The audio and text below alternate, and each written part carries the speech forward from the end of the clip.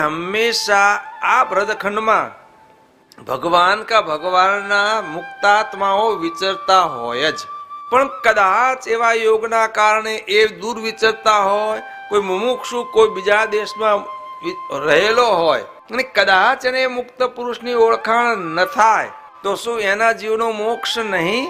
બાપાશ્રી કહે છે કે સ્વામી, એ જીવના કલ્યાણને માટે અમે આ રહસ્યાત્પદીપિકા ટીકા કરી છે.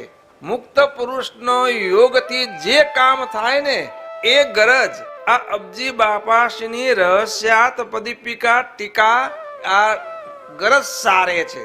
આવો અબજી બાપાશ્રી આશીર્વાદ આપે છે કે આ રહસ્યાત્પદીપિકા ટીકા વચનામૃત ગ્રંથ એની જે પારાયણ કરે, એનો જે સંકલ્પ હોય ને ભગવાન એ સંકલ્પ એનો પૂરો કરે.